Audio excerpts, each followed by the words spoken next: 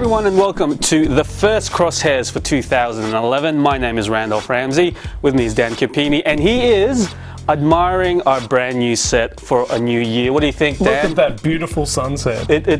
I don't know if it's actually a sunset behind us, Dan. It is a green screen right now in the studio, but we went green screen this year because we've always wanted to fulfill one of Dan's long-held dreams. One of the not smutty ones. One of the not smutty ones, and Dan has always wanted to, if you want to explain this, Dan. Be in Delaware. The magic of television. Okay, so hopefully you guys got that reference. We'll get on with the show now and kick on over to Laura Parker with this week's news.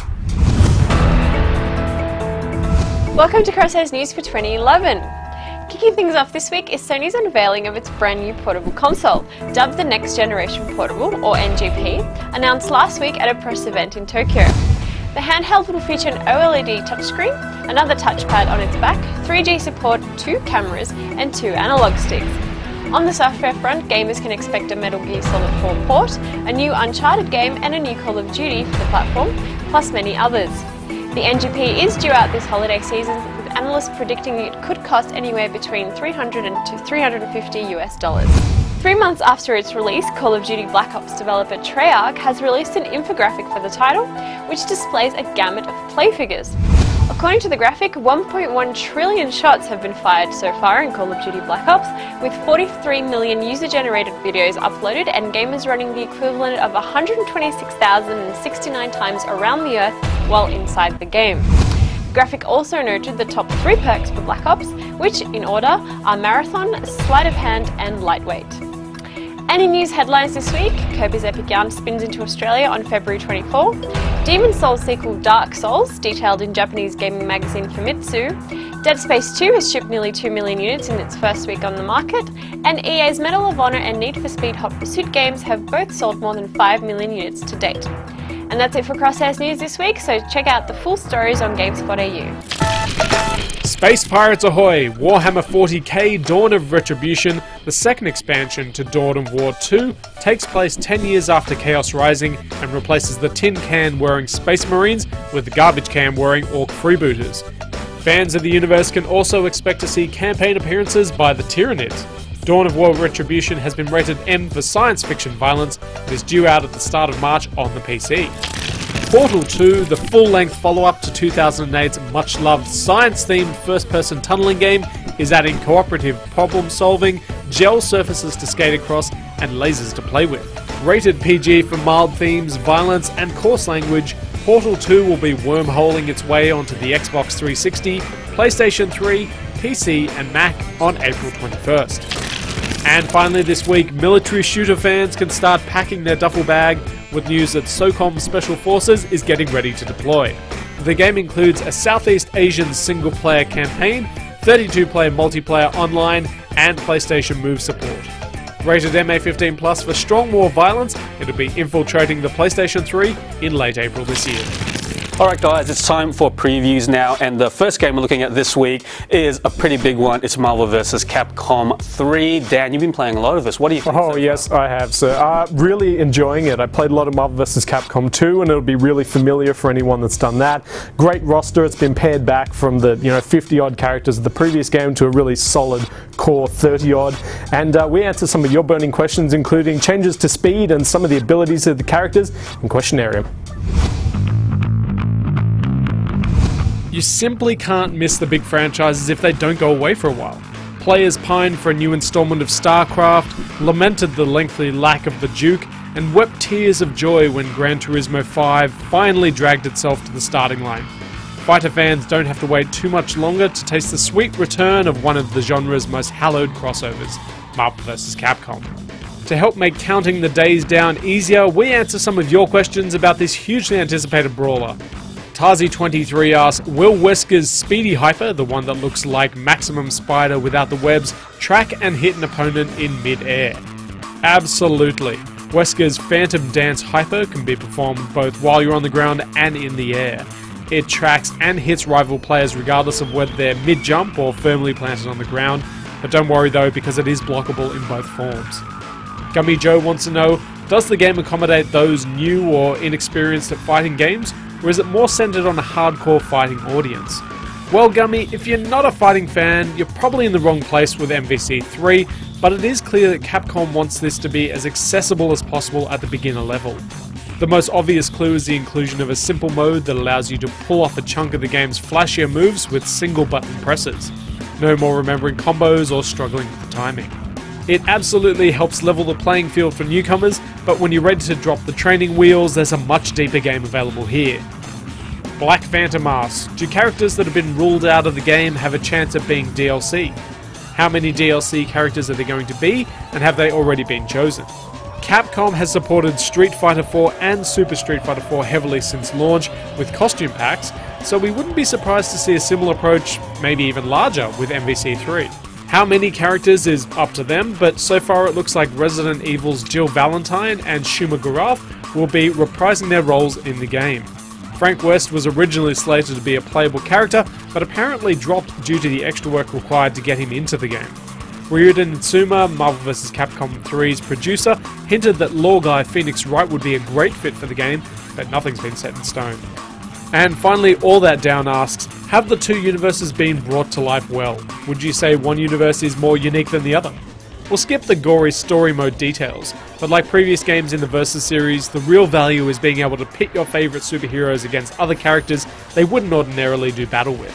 Comic fans can rewrite their own Marvel Civil War storylines, or watch a dangerously jiggly world where Morrigan and She-Hulk battle for your affection.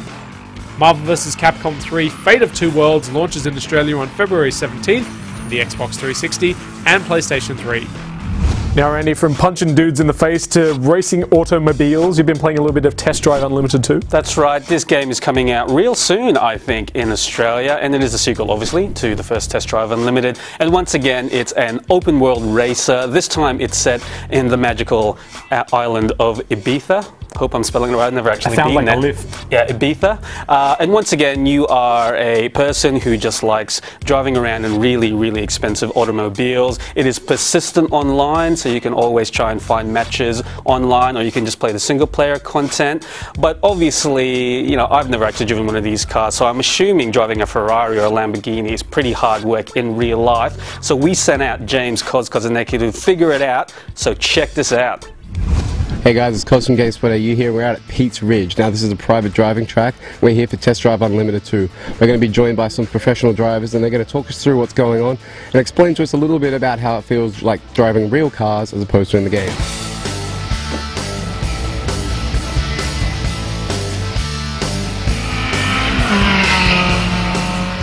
So we've just been driving in the Ferrari, and you know, you've been playing a little bit of the game as well. How do you think it compares to the real thing? Oh, look, Test Drive Unlimited is very similar to a real car, of course, you have to say that, but look, I suppose the difference between the game is there's oncoming traffic, which the stage that I was just playing, and obviously the facility which we're driving on today, you can use the full width of the circuit, and I found out when you crash into cars in the game, you can actually keep going. Normally you can't do that in real life. I've been thrown into a couple of simulators over the time, but as I said, they're still all very different to a car.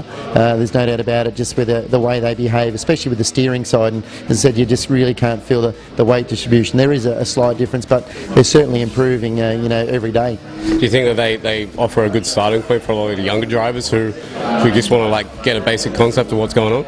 Yes, they do. A lot of the time I've found a lot of people that play games, you know, they come and drive cars and they find it extremely different. As I said, the eye-to-hand coordination is a bonus, but as I said, it's just the controls and everything are just a little bit different. One of the main things is just the sudden change of direction. And with the game, there are some games which do, I suppose, try and make it a little bit more realistic. Where they, you know, if you change the direction too fast in the game, the car might slide. But normally, it's not sliding as much as what a real car would.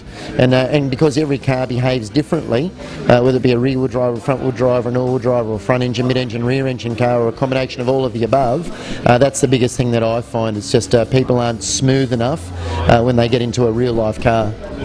So that was Cos in the passenger seat. of some high-performance vehicles. That's not the only video previews we've done this week. Dan, what else is on GameSpot AU? I know we've had a big week. We sat down with Siobhan Reddy from Media Molecule to talk about Little Big Planet 2 in retrospect. We also sat down with the guys from Red Faction Armageddon, Homefront, and we answered some of your questions in the Dead Space 2 questionarium. So if you haven't had a look at those already, check them out on site. Now, Dan, you and I like to occasionally mix it up with our community folk. Certainly do. And we actually managed to do that a couple of weeks ago with 400 of you who came out to our very special GameSpot AU live event where we showcased 4 EA titles coming out in 2011. So if you wanted to know what the night looked like, check out this video.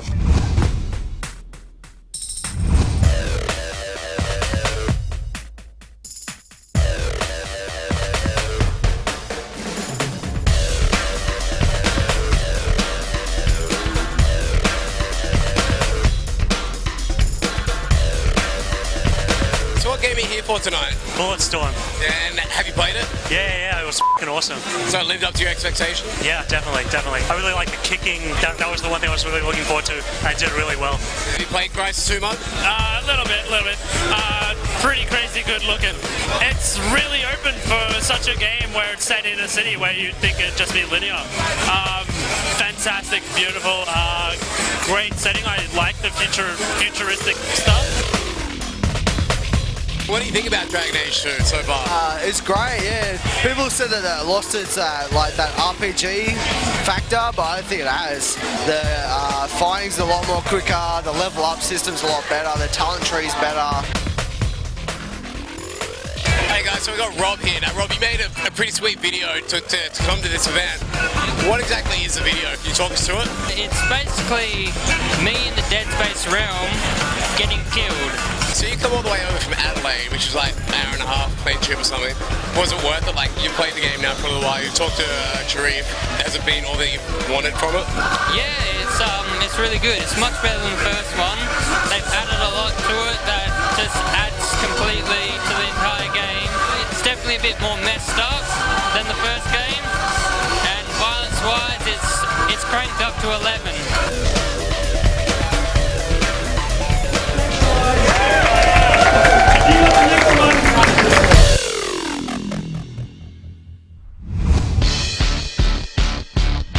In 2004, Mario and Donkey Kong's ongoing feud was rekindled with the release of Mario vs. Donkey Kong on the Game Boy Advance. Now in the series' 4th game, Mario vs. Donkey Kong Mini Land Mayhem sees the two duke it out in a new environment when it lands in stores around Australia this week.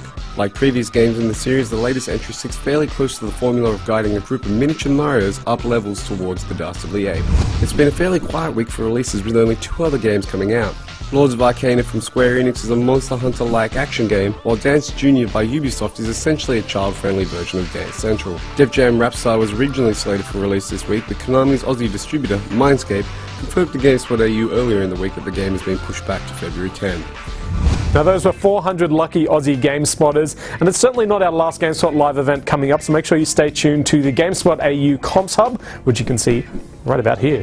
And that is it for this edition of Crosshairs. We hope you guys enjoyed it. We hope you guys enjoyed the new look and the new pace of the show. And Delaware. We'll be back next week with even more, maybe not Delaware, but we'll be back next week with more game stuff. So we'll see you guys then. See ya.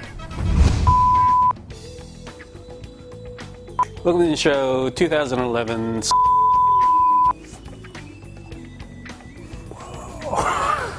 You don't need notes for the news section.